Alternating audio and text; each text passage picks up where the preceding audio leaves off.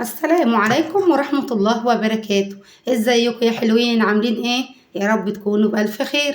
هنصلي على سيدنا محمد عليه أفضل الصلاة والسلام. وهنعمل ايه مع بعض يا حلوين؟ عايزين نعمل حاجة حرشة. نعمل ايه؟ نعمل ليمون مخلل مع الفلفل بايه؟ بالعصفر وحبة البركة. بصي، ولا هيكلفك ولا هياخد منك وقت، ما شاء الله هتعمليه في أقل وقت وبأقل تكلفة.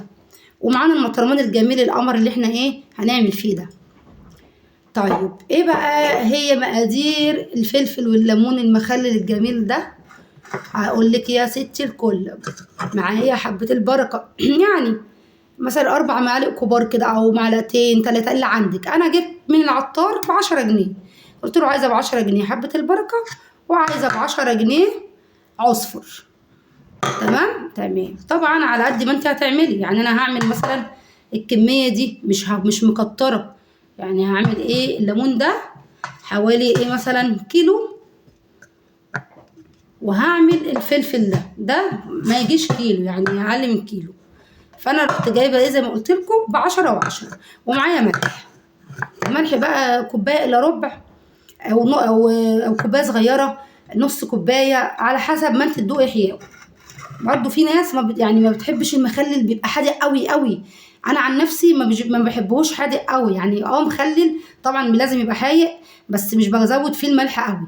طيب ده ايه؟ ده بقى ايه؟ كان عندي كده كام قرن رومي كده غلابه في التلاجة قلت لهم تعالوا، رحت ايه مقطعاهم كده. هو انا المفروض ان انا احط كله احمر، بس انا ما عنديش احمر. انا عندي احمر اللي هو الحراق بقى بتاعنا، العسل البلدي ده اللي بيجيب معانا من الاخر. ده هيضرب في المخلل، هاي بسم الله ما شاء الله هيبقى شويه مخلل ايه والعب. تمام. طب يا بص هنعمل ايه بقى. انا ايه خدت كده كام حوالي 5 ليمونات او 6، وهروح مقطعاهم، مقطعه الفلفل الرومي على الفلفل الحار، واروح ضربه كل ده فين؟ في الكبه. بعد ما اضرب كل ده في الكبه هرجع لك يا ستي الكل. يا ستي الكل، عملنا ايه؟ طحنت الفلفل الرومي والحار والليمون، قطعته كده ايه حتت بالسكينه، ورحت ايه ضرباه في الكبه اهو.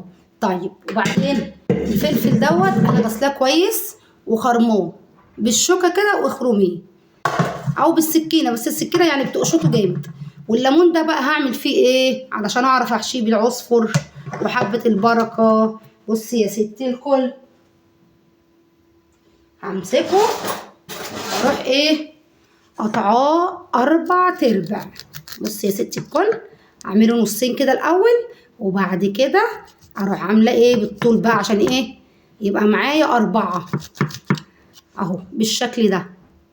تمام. فانا هعمله كله كده وارجع لك يا ستي الكل. اهي الحله اهي فيها ميه وايه، والميه ايه اهو، شايفين البخار اهي. هنزل بقى عليها بايه؟ هنزل عليها بالليمون، ومش هخليه يعني يا دوب بصوا يبقى خلاص كده لسه هيغلي واروح مطلعه. مش هخليه ايه يغلي علشان ما يتهريش. بصوا اهو يا دوب الميه خلاص هتغلي اهي. يعني هوريلك دلوقتي يا دوب لسه كده هياخد قلبه.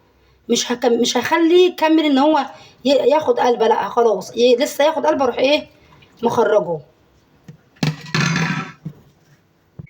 خلاص كده خرجنا ايه الليمون من الميه بتاعته. الميه دي طبعا الميه بتاعت الليمون دي ما ترميهاش، انا مش هرميها، انا هضيفها على الخلطه اللي احنا عملناها في الكبه. وادي الليمون اهو، بس يا دوب بس يبرد شويه علشان نعرف ايه نحشيه. اهو عملنا الخلطه في الكبه. هنحط ايه بقى على الخلطه الحلوه دي؟ هنحط حبه البركه، هنحط الملح، هنحط ايه العصفر،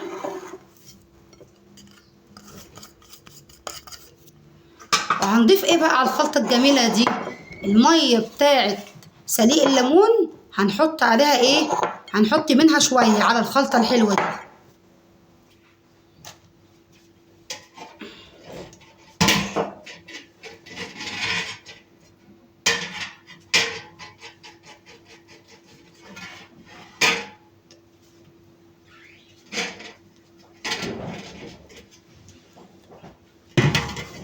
اهي.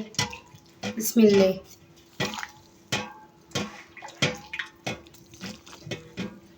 بصوا بقى شوية مخلل ان شاء الله هيعجبوكوا باذن الله. ولا تقولي لي بقى هنشتري بقى مخلل ترشي من بره ولا الكلام ده.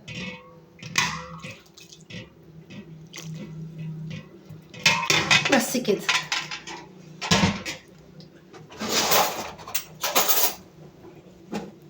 قلبي بقى تقليبه حلوه للخلطه الجميله دي.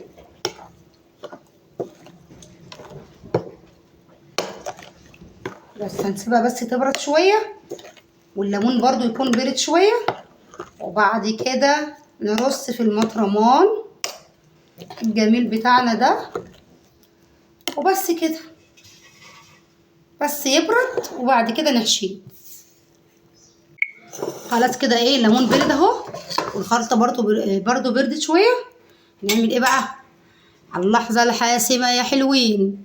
خدي بقى كده بالمعلقه الصغنونه دي او بايدك، بس انا بحب ايه اعمله بالمعلقه. واحشي بقى يا ست الكل. هنعمل بقى ايه كده، احط في طبق علشان ارص على طول.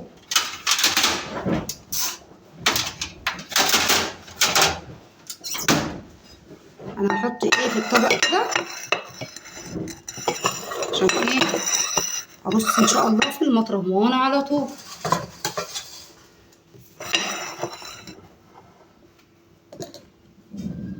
ولا ياخد منك، مش هياخد منك وقت خالص. تلاقي كده حاجه كده حرشه تفتح نفسك، بدل ما كل شويه بنشتري. والاسعار ما شاء الله عليها بيديكي كده حبه صغيرين قوي، يقولك ب10 جنيه 15 جنيه يا دوب تاكلهم في طاقه. فلا وليه؟ طب ما انت تعملي في البيت اهو. سعر الليمون الوقت مش غالي خالص، سعره كويس. والفلفل برضو يعني سعره حلو برضو. انت لو جبتي كيلو من ده وكيلو من ده هتعملي احلى شويه مخلل، او نص. يعني لو جبت مثلا نص من ده ونص من ده حلو، تعملي لك مطرمان كويس.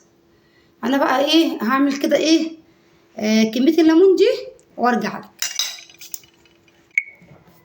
خلاص رصينا ايه المطرمان الجميل بتاعنا اهو. بصوا بسم الله ما شاء الله عامل ازاي. هناخد بقى ايه الخلطه دي ونروح ايه ونسقي بقى ايه المخلل الحلو بتاعنا ده. نجيب بقى ايه بس كبشه عشان هنبهدل الرخامه اهو يا حبايبي. بسم الله. وطبعا المطرمان اتملى قوي، فانا المفروض كنت ايه ما كنت شلت يعني حبه منه علشان هو بصوا مليان.